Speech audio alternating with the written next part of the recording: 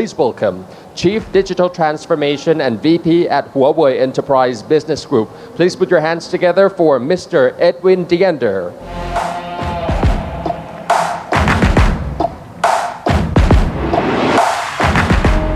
Sawadee-kup. Thank you everyone for joining this session. My pleasure to be here for two reasons. Number one, it's always great to be back in the land of the smile. It's the only country in the world that when I enter the airport, I actually smile, because all the other airports are big trouble, I can tell you by experience. Secondly, it's my honor to be here because 2019 is marking the 20th anniversary of Huawei's business operations in Thailand. 20 years anniversary of business operations in Thailand, of bringing technology to those who need it most, adding value to society and to the communities. And that is exactly what Huawei is about.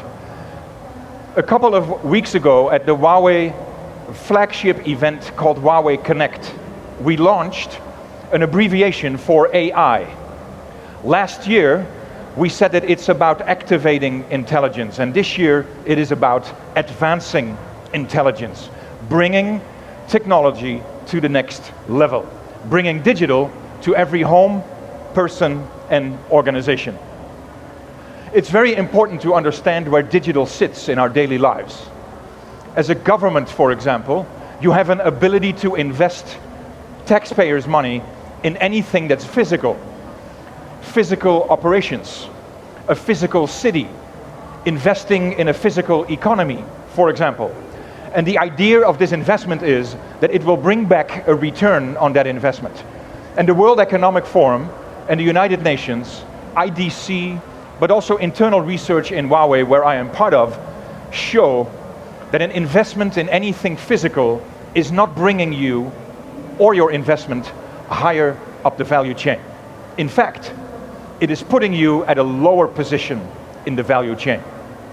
In fact, if you would invest in digital, if a government would invest in digital twins of a city, for example, if a government would invest in digital economies, if a society was able to move forward on the path of digital transformation, then a 0.2 investment brings GDP with more than 2% higher up in the same year that that investment has been done.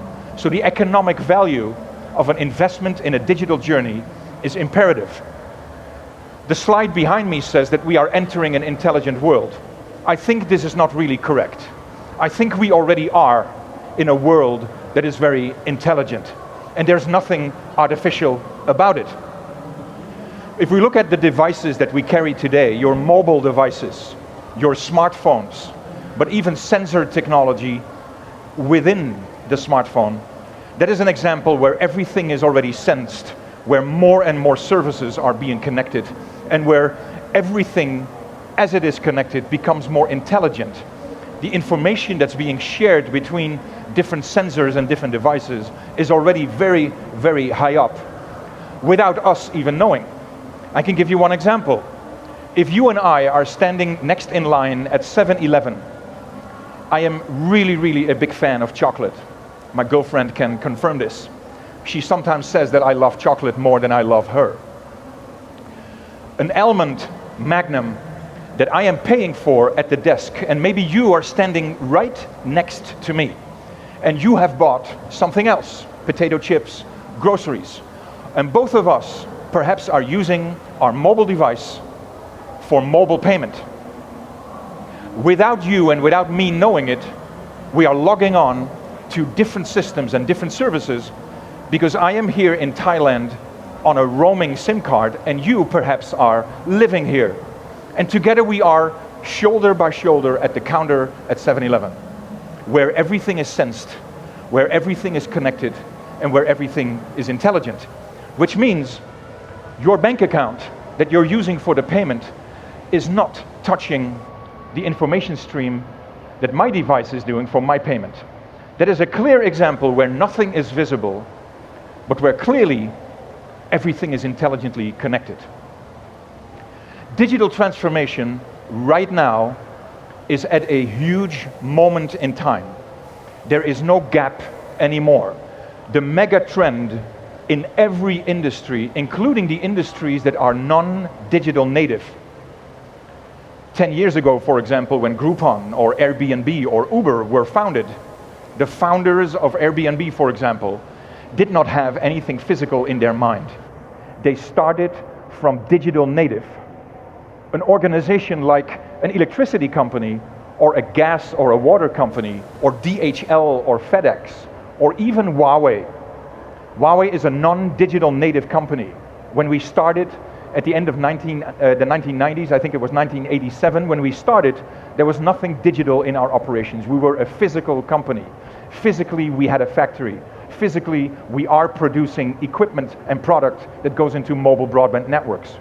But right now, today, 20 years after we started our business operations in Thailand, we are a completely digital organization.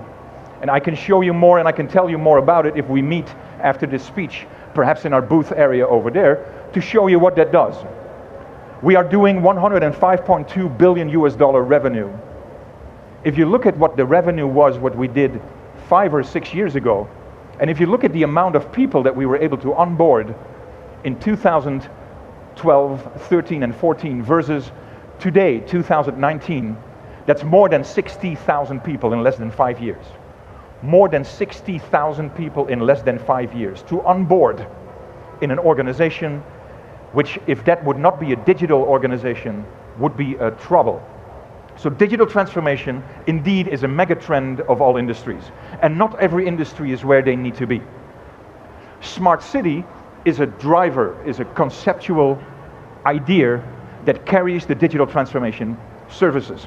Smart city as a driver for digital transformation is an ability of a platform to carry, to integrate, and to link programs and initiatives that allow a city like Bangkok, for example, to move higher up the value chain by integrating services for all the industries that are in Thailand and that are linking them. A mega trend of all industries.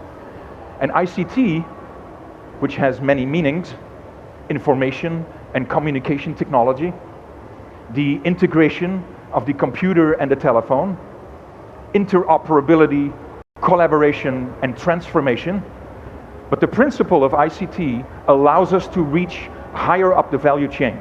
It has an economic value to invest in the world of digital. Advanced intelligence is the principle that we bring to the market from a digital platform, ecosystem, cloud-enabled, IoT serviced, geographical information system for mapping and digital transformation as a journey to go forward. ICT helps to achieve economic goals. If your organization, just like Huawei, has an ambition to move higher up the value chain, to generate more revenue, so the percentage of the revenue that you put into innovation, which maybe on an annual basis is 10 or 9 or 11%, if the revenue is higher than 10% of a higher revenue point, is of course more money that you can invest in innovation, just like Huawei does. And digital, as I said before, allows you to do this. Digital transformation, investing in digital, a 0.2% investment in anything digital gives a government more than 2% uptake of their GDP. ICT helps economic growth. How?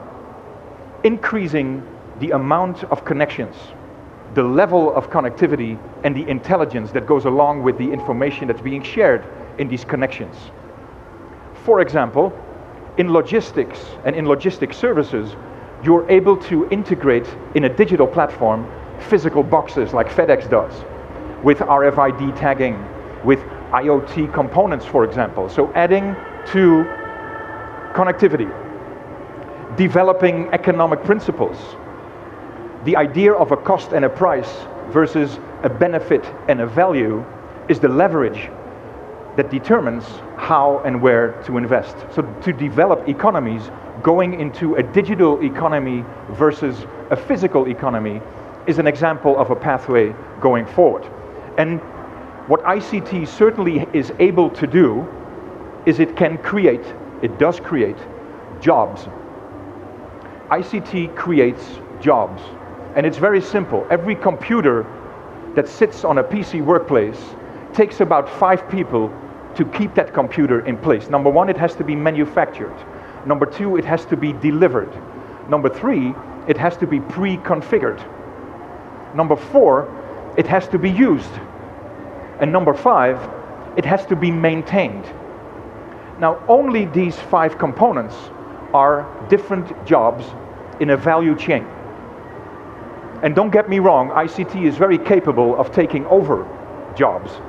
But the way Huawei looks at it, from a digital platform point of view, is that we don't want ICT to take over jobs.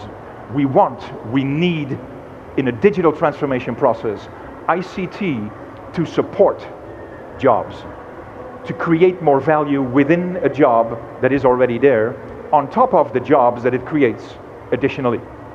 So, access control is a core component. When it comes to digital transformation and a pathway, when it comes to construction and frameworks, then in smart city construction, for example, there's two ways forward. The old-fashioned way forward says, let's think of smart cities as a product. And because we deliver a product, we need to have a project team. Because from a project point of view, it has to be installed and it has to be delivered and it fits a budget. That's a very old-fashioned way of going forward. A smart city, of course, is not a product. You cannot use project principles in a stop-and-go motion, just like the delivery of new lighting infrastructure, for example, would take place.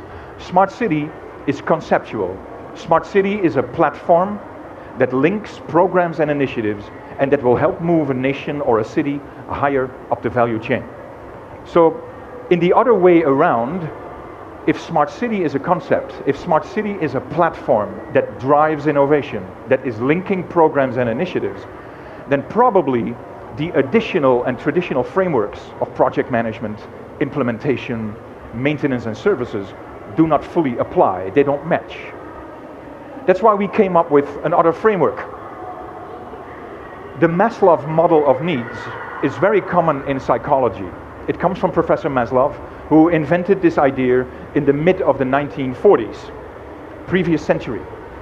It's a principle from a psychological point of view. It says that if your need is not addressed at the lowest level, then talking to you about your need in the middle or the highest level, or working with you, or working with your organization on a higher level need, where the lowest level need is not taken care of yet, does not make sense, will not even resonate, and does not go very well.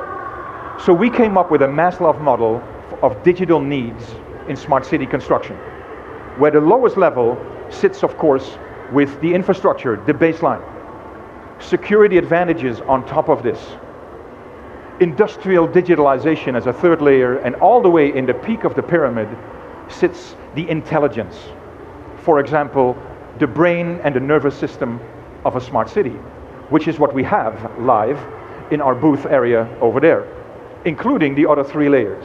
So when we move forward in driving digital transformation, if we want to create an area where citizens, residents, people, services, technology combined creates more jobs, creates higher value, and where digital technology is able to understand that I need to speak louder now because there's a young lady in the back there that's screaming on the top of her voice to overcome my voice over here, then we need another way of thinking.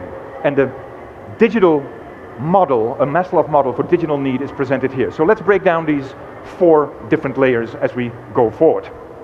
The lowest layer is where Huawei has specific solutions like 5G, intelligent connectivity, Wi-Fi 6, but also some components that can store and archive different systems and services. This is the lowest level, and if this is not in place, then any next step in digital transformation is out of the window. It goes not even at the right track. It goes down the drain. So infrastructure, getting all your data online, power intelligence, and power services. So the foundation. Secondly, security assurance. In my example of where I'm buying my Magnum Almond in 7-Eleven and I'm doing mobile payment with my mobile phone, next to you at the same 7-Eleven or next to 20 others in the whole street, where multiple people are using different forms of connectivity to do payment, to have services, or what have you, is an example where quality assurance of the connectivity of the system and data integrity comes in place. So these two layers are tightly coupled. Thirdly, industrial digitalization, a digital twin of physical operations, a digital twin of a physical city, a digital twin of a physical economy, a digital twin of your daily operations to enhance, to predict, to move forward higher up the value chain in a shorter time frame than continuing to do what you always do. Just like the Maslov model of need for digital comes from a psychologist, Einstein is another scientist who had great quotes and great ideas. If you do what you always do, you will get what you already have. So if you continue to invest in the business operations which are physical today, as you already have, you do not accelerate to the need where you have to be or where you want to be. So don't do what you always do. Do something different from what you always do, then you will get what you don't have yet, but what you aspire. Industrial digitalization. And then intelligence. All these sets of information combined. A brain for smart city initiatives, for example. A nervous system or a nerve center that understands where are the key points, where are the pain points, how do I anticipate this? I can give you another example. I am working for this great Chinese company since the end of 2011. I started in the Netherlands. I then got promoted to the West European region team, and in January 2015 I was asked to join a team in headquarters in China, in Shenzhen, off the coast of Hong Kong. In January 2015 in Shenzhen, 13.2 million people were living and working in Shenzhen. 13.2. The latest number of residents in Shenzhen as of August 2019 are more than 22 million people. So since January 2015 to August 2019, you're getting the time frame? Less than 5 years, people. Less than 5 years, from 13.2 to more than 22 million. That is more than 9 million people. Only imagine the waste. Because these 9 million people maybe are standing in line for residence registration, and maybe 10% of them are smoking. And in China, it's not that common to put out your cigarette butt and put it in a trash can. You shoot it out in the street because some road cleaner is going to clean the road and is going to take care of your rubbish. 9 million people. 10% maybe smoke. 10% perhaps shoot a cigarette butt out. 9 million people need to find a place to live. 9 million people need to have a job.